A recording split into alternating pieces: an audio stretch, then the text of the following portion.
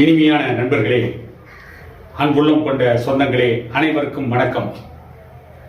விடுதலை சிறுத்தைகள் கட்சியின் தலைவர் திருமாவளவன், திரைப்பட இயக்குநர்கள் ப. ரஞ்சித், வெற்றிமாறன் போன்றவர்களால் இன்றைக்கு கட்டமைக்கப்பட்ட பிரச்சாரம் எப்படிப்பட்ட மோசமான விளைவுகளை ஏற்படுத்தி இருக்கிறது. நாடக காதலால் இன்றைக்கு எத்தனை குடும்பங்கள் நடுத்தெருவுக்கு வந்திருக்கிறது என்பதை பற்றி இந்த காணொலியில் சற்று விரிவாக காண வேண்டிய சூழ்நிலைக்கு நாம் தள்ளப்பட்டிருக்கிறோம். எனக்கு பின்னாலே ஒரு திருமண கோலத்தில் நிற்கின்ற ஒரு ஜோடி நிற்கிறார்கள். இவர்கள் யார் என்று தெரியாது. சமூக வலைதள பக்கத்தில் ஒரு பதிவு போட்டிருக்கிறார்கள். நாங்கள் வீட்டுக்கு தெரியாமல் திருமணம் செய்து கொண்டோம், எங்களுக்கு உங்கள் வாழ்த்து கிடைக்குமா என்று கேட்டிருக்கிறார்கள். அவருடைய பெற்றோர்களுக்கே தெரியாமல் திருமணம் செய்து கொண்டு மற்றவர்களும் வாழ்த்து கேட்கின்ற பொழுது அவர்களுக்கு மனச்சாட்சி உறுத்தவில்லை. இவ்வளவு நாட்கள் வளர்த்து ஆளாக்கி படிக்க வைத்து அவர்களை இந்த நிலைக்கு கொண்டு வந்த பெற்றோர்களை உதாசீனப்படுத்திவிட்டு முகம் தெரியாத மனிதர்களிடம் சமூக வலைதளங்களிலே வாழ்த்து கேட்கின்ற அவல நிலைக்கு ஆளாக்கப்பட்டிருக்கிறோம் என்று அவர்கள் வெட்கப்படாமல் கேட்டிருக்கிறார்கள்.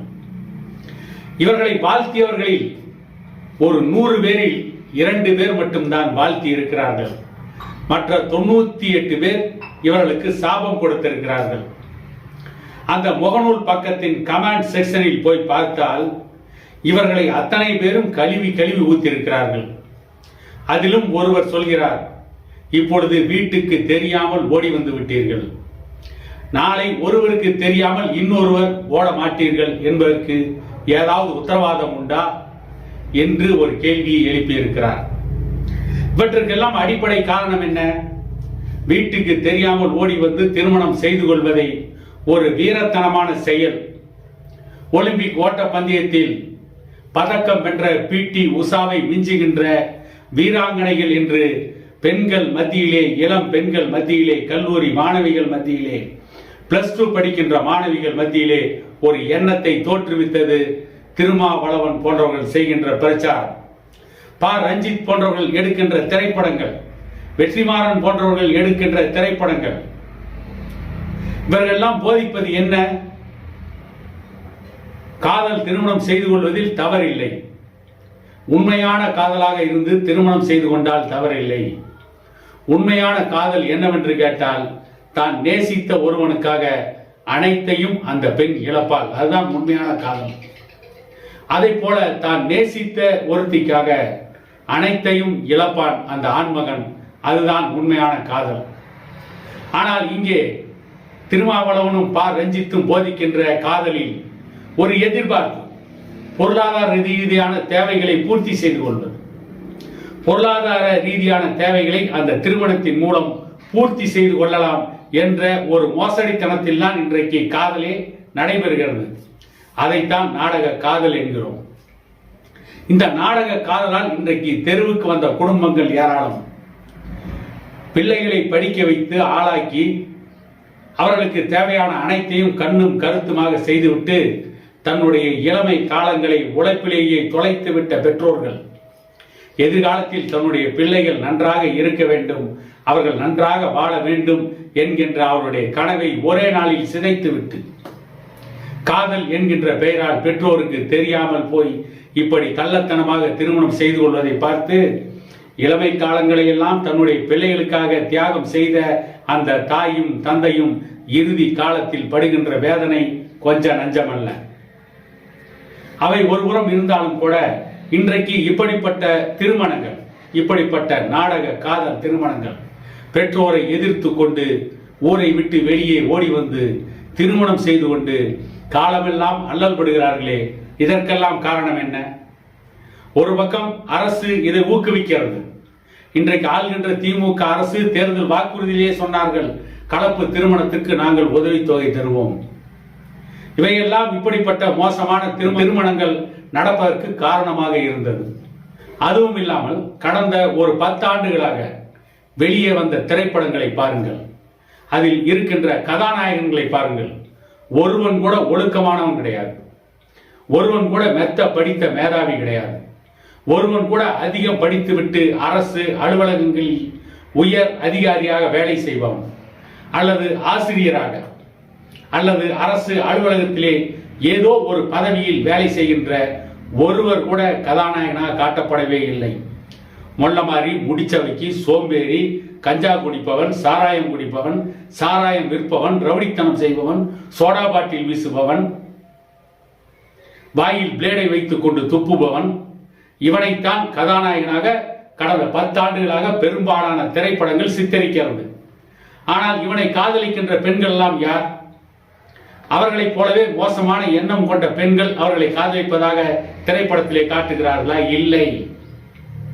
இந்த பிக் பாக்கெட், ரவுடி, மொள்ளமாரி, முடிச்சவிக்கி இவர்களை காதலிப்பதெல்லாம் கல்லூரியிலே மெத்த படிக்கின்ற பெண்கள், உயர் கல்லூரிகளிலே படிக்கின்ற பெண்கள், அழகிய பெண்கள், வசதியான இடத்திலிருந்து வந்த பெண்கள், கௌரவமான குடும்பத்திலிருந்து வந்த பெண்கள். அவர்களெல்லாம் இந்த ரவுடிகள், பேட்டை ரவுடிகள், மொள்ளமாரிகள், முடிச்சவிக்கிகளை காதலிப்பதை போலத்தான் இன்றைக்கு திரைப்படத்தையே எடுத்துக் கொண்டிருக்கிறார்கள். அயோக்கிய சிகாமணிகளை தேடி தேடி போய் இளம் பெண்கள் காதலிப்பதை போலத்தான் இன்றைக்கு திரைப்படங்களையே எடுத்துக் கொண்டிருக்கிறார்கள். அதனால்தான் இன்றைக்கு தமிழ்நாடு சீர்கொட்டுக் கொண்டிருக்கிறது.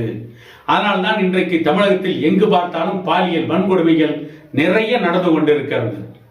திருப்பூரில் கணவன் மற்றும் அவருடைய குழந்தைகளின் கண் எதிரிலேயே ஒரு இளம் பெண்ணை 3 பேர் கதற கதற கூட்டு பாலியல் பலாத்காரம் செய்திருக்கிறார்கள். இவற்றிற்கெல்லாம் அடிப்படை காரணம் இன்றைக்கு வருகின்ற தமிழ் திரைப்படங்கள். அதனால்தான் சில ஆண்டுகளுக்கு முன்பே பாட்டாளி மக்கள் கட்சியின் நிறுவனர் டாக்டர் ஐயா அவர்கள் தமிழ்நாட்டில் ஒரு 5 ஆண்டுகளுக்கு திரைப்படங்களை தடை செய்ய வேண்டும் என்றார். ஆனால் இன்றைக்கு இருக்கின்ற சூழ்நிலை பார்த்தால் 50 ஆண்டுகளுக்கு திரைப்படங்களை தடை செய்ய வேண்டியிருக்கும். ஒரு 200 திரைப்படங்கள் வந்தால் 1-2 திரைப்படங்கள் மட்டுமே நல்ல திரைப்படங்களாக வருகிறது. 195 திரைப்படங்கள் மோசமான திரைப்படங்களாக வருகிறது. அது போகட்டும், தொலைக்காட்சி தொடர்கள் நன்றாக இருக்கிறதா என்று கேட்டால் தொலைக்காட்சி தொடர்கள் அனைத்திலும் கள்ளக்காதல். அங்கே நல்ல காதல் என்ற பேச்சுக்கே இடமில்லை. தொலைக்காட்சி தொடர்கள் பெண்களை வில்லிகளாகவே சித்தரிக்கிறார்கள். எந்த பெண்ணையும் ஒரு நல்ல எண்ணம் கொண்டவராக, வீட்டுக்கு வருகின்ற விருந்தாளிகளுக்கு அமுது படைக்கின்றவராக, வீடு தேடி வருகின்ற பிச்சைக்காரர்களுக்கு சோறு போடுகின்ற இடத்திலே தர்ம உள்ளம் படைத்த பெண்ணாக, கணவனை, குடும்பத்தை, பிள்ளைகளை, உற்றாரை, உறவினரை அரவணைத்து சென்று ஒரு குடும்பத்தை நடத்துகின்ற ஒரு பெண்ணாக, குடும்ப முன்னேற்றத்திற்காக தன்னுடைய வாழ்நாளை அர்ப்பணித்துவிட்டு தியாக உள்ளத்தோடு வாழ்கின்ற பெண்ணாக எந்த தொலைக்காட்சி தொடரிலும் பெண்கள் சித்தரிக்கப்படவில்லை.